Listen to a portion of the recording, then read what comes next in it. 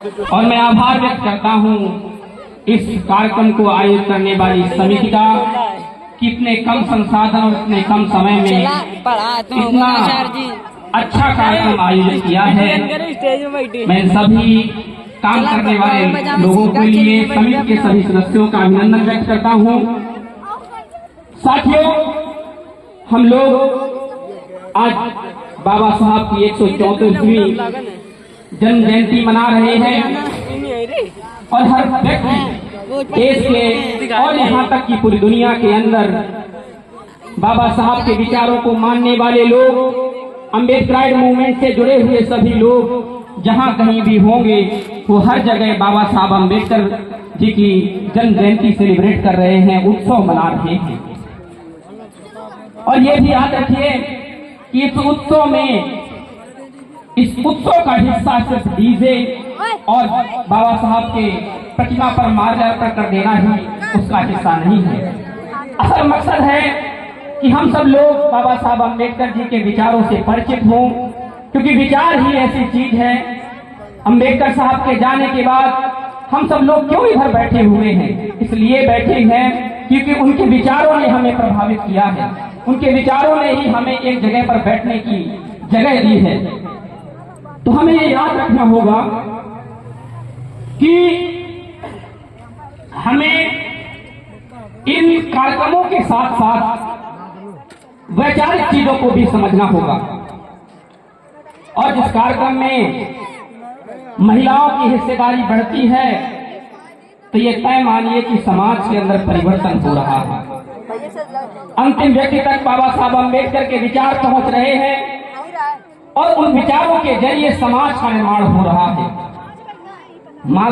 प्रश्न ये है कि आखिरकार बाबा साहब अम्बेडकर कैसा समाज चाहते थे, कैसा समाज बनाना चाहते थे और उनका उद्देश्य क्या था? साथियों, उनका उद्देश्य था हमारे समाज के अंदर हर प्रकार के शोषण से मुक्त समाज हो, चाहे वो जाति के आधार पर मुक्त शोषण हो, चाहे लिंग के आधार पर शोषण हो, चाहे धर्म के आधार पर शोषण हो, सभी प्रकार के शोषण को मुक्त होना चाहिए। और दुनिया के अंदर ये इतिहास है, इतिहास में दर्ज है कि दो तरीके के वर्ग रहे हैं, एक शोषणकारी वर्ग रहा है और एक शोषित वर्ग रहा है। उन दोनों वर्गों को पहचान करके डॉक्टर साहब अम्बेडकर ने एक संविधान बनाया। उस संविधान में पहली लाइन लिख दी, स्वतंत्रता, समानता और भाईचारा। ये तीनों चीजें आपस में जुड़ी हुई हैं। जिस समाज में समता नहीं होगी, समानता नहीं होगी, उस समाज में भाईचारा नहीं आ सकता है। और जिस समाज में स्वतंत्रता नहीं होगी, उस समाज में ना तो समता आएगी, ना बंधुता आएगी, ना तो भाईचारा आएगा। Liberty, fraternity and equality. और इन चीजों तक पहुंचने के लिए इस समाज के जो स्तंभ है, यहाँ तक पहुंचने के लिए हमारे लिए सबसे पहली चीज है, टूल्स क्या है, औजार क्या है? वो पहला औजार है शिक्षा। अगर आप ये तय मानिए, आप कितना भी बाबा साहब अम्बेडकर जी का कितनी भी सेलिब्रेट कर लीजिए, कितना भी मना लीजिए, लेकिन ये याद रखिए, बाबा साहब अम्बेडकर का पहला कथन था, अम्बेडकर इसलिए बन पाए, बाबा साहब हमारे लिए इसलिए पूजनीय हो पाए क्योंकि उन्होंने दुनिया के अलग अलग देशों में जाकर के शिक्षा ग्रहण की, शिक्षित बने। और ये इतिहास है, ये उनके जीवन का इतिहास है कि उन्होंने अपने जीवन में 32 डिग्रियां हासिल की और 4 PhD किए। यहाँ एक मुश्किल पड़ जाओ, पसीना निकला हो। तो कहने का मतलब है कि हमारे लिए अगर बाबा साहब अम्बेडकर के विचारों को आप मानते हैं और आप समाज को अगर बेहतर बनाना चाहते हैं, तो पहला काम है कि आपको शिक्षित बनना होगा।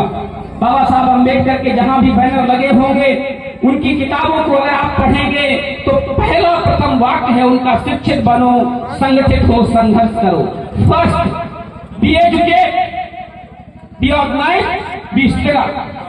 अगर जब तक आप एजुकेट नहीं होंगे तब तक स्ट्रगल नहीं कर सकते, तब तक आप ऑर्गेनाइज नहीं हो सकते, संगठित नहीं हो सकते हैं। इसलिए साथियों, आपको ये याद रखना होगा कि हमें शिक्षा की तरफ बढ़ना होगा और शिक्षा के बाद आपको ये भी देखना होगा कि शिक्षा के जो माध्यम है, शिक्षा का जो रास्ता है, वो हम लोगों के लिए कितना आसान है और कितना कठिन है। अभी भी यहाँ पर बैठे हुए न जाने कितनी महिलाएं होंगी और न जाने कितने बच्चे होंगे जिन्होंने या तो इंटर पास करके अपनी पढ़ाई बंद कर दी होगी या तो बीए पास करके अपनी पढ़ाई बंद कर दी होगी। डॉक्टर अम्बेडकर कहते थे कि अगर एक शिक्षा का अंतिम अच्छी शिक्षा किसी चीज को माना जाए तो वो है आपको पोस्ट ग्रेजुएट, और यहाँ तक कि अगर आपको मौका मिले तो आप डॉक्टरेट भी करिए। तो आप यहाँ पर बैठे हुए कितने लोग ये तय करते हैं कि अपने बच्चों को क्वालिटेटिव एजुकेशन देंगे, और जब आप एजुकेट होंगे तो तय मानिए कि आप लोगों के सामने बेधड़क समाज के बीच होने वाले अलग अलग प्रकार के शोषणों को लेकर उसके खिलाफ आवाज उठाएंगे। और अगर पढ़ने के बावजूद भी अगर शोषण के खिलाफ आवाज नहीं उठाते हैं तो आपका पढ़ा हुआ बेकार है, ये भी आप मानिए। आपको हर एक शोषण के खिलाफ आवाज उठाना होगा, हर प्रकार के शोषण के खिलाफ आवाज उठाना होगा। अगर आपके घर के अंदर आपकी बेटी के साथ अन्याय होता है, आप लड़के और लड़की के बीच भेद करते हैं, तो वो भी आप बाबा साहब अम्बेडकर के विचार को मान नहीं रहे हैं। अक्सर देखा जाता है कि लड़की को कह देते हैं कि इसको पराए घर जाएगा, और लड़का कह देते हैं कहीं है ही रहेगा, तो तय अच्छा चीज खाओगा खा तुम गंदी चीज खिलाओ। ये क्या है? ये हमारी मानसिकता है, इसको आप समझना होगा। आप अपेक्षा किए बैठे हैं कि बदलाव हो जाए, कैसे बदलाव होगा भाई? आप घरों में ही असमानता किए हुए हैं। और यहाँ तक कि दो शब्द हैं जिनको बता करके मैं अपनी वाणी को विराम दूंगा। एक शब्द है जो अक्सर प्रयोग किया जाता है, बहुजन मूवमेंट। जितने भी आप लिए होंगे, पढ़ते होंगे, बहुजन मूवमेंटों को लेकर के जितना भी आंदोलनों में आपने समझा होगा, उसमें दो शब्द हैं। एक शब्द है मनुवाद और एक शब्द है ब्राह्मणवाद।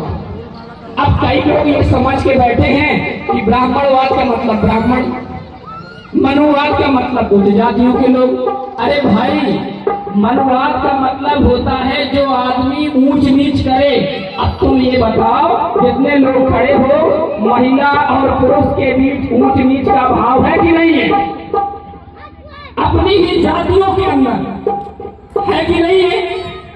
दलित जातियों के अंदर भी ऊंच नीच का भाव है, पिछड़ों के अंदर भी ऊंच नीच का भाव है। अपेक्षा किए बैठे हो कि भाई सब ऊपर वाले बदल जाए, तुम्हें बदलना नहीं है। आप यहाँ पर न जाने कितनी जातियों के लोग बैठे होंगे, एक दूसरे का छुआ तक नहीं पानी पीते हैं और अपने आप को कहते हैं कि हम चीजें बदल देंगे। तो ये याद रखिए, जहाँ कहीं भी असमानता है, जहाँ कहीं भी शोषण है, जहाँ कहीं भी लोगों के बीच भेदभाव है, तो उस जगह अम्बेडकर का विचार कभी नहीं पहुंच सकता है। इसको आप गांठ बांध लीजिए।